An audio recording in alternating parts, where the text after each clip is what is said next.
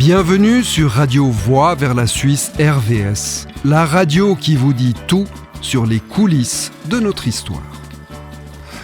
En ce moment même, la guerre du Sonderbund est dans sa phase cruciale. Claire Cotet, notre envoyée spéciale, est sur le terrain pour nous décrire ce moment décisif. Claire, où es-tu en ce moment ?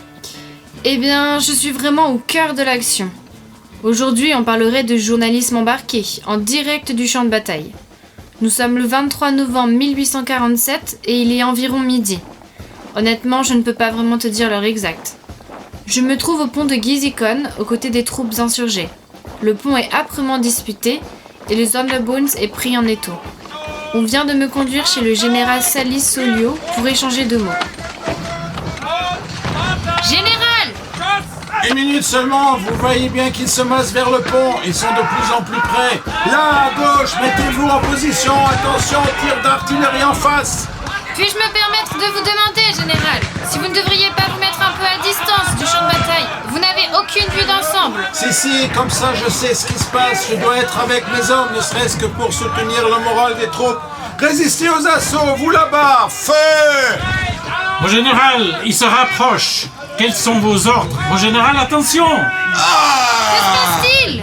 Mon général, vous êtes blessé à la tête. Allons, ce n'est rien. Continuez à vous battre et serrez les rangs. S'ils tiennent le pont, ils auront la voie libre envers Lucerne. Cela ne doit pas... Mon général, vite, venez m'aider. Il s'est évanoui. Il faut faire venir un infirmier. Il y a bien un infirmier par ici, non? Robert, attention! Les balles sifflent autour de nous. Je crois qu'il vaut mieux que je me retire. Attendez, madame. Ce soldat va vous escorter. Où est ce maudit infirmier? Mon colonel, qu'est-ce qu'on fait? On continue à tirer? Je ne sais pas. Je ne sais vraiment pas. Le général s'est évanoui, mais où est... Ah, le voilà enfin. Par ici. Le général est blessé. Un éclat d'obus l'a touché à l'arrière de la tête. Attendez, je suis là avec vous. Mon général, vous êtes sérieusement blessé. Nous devons vous mettre en sécurité. Mais je dois... les troupes... Mon général, vous là, vite, aidez-moi. Ah, ma tête! Je n'arrive plus à réfléchir, ça ne va plus! Reculez, messieurs, repliez-vous! Je n'arrive plus à vous donner des ordres, repliez-vous et mettez-vous à l'abri! Et moi alors? Vous êtes encore là, vous? Venez avec nous! Par ici, vous êtes à couvert. Robert, on se replie. Nous devons abandonner le pont.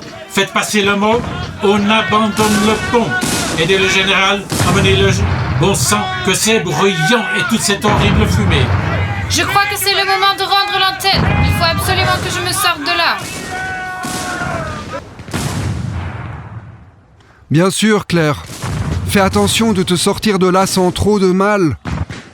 C'est terrible lorsqu'un tel conflit se transforme en combat rapproché, quand les troupes ennemies sont tout près les unes des autres, s'entendent et se voient.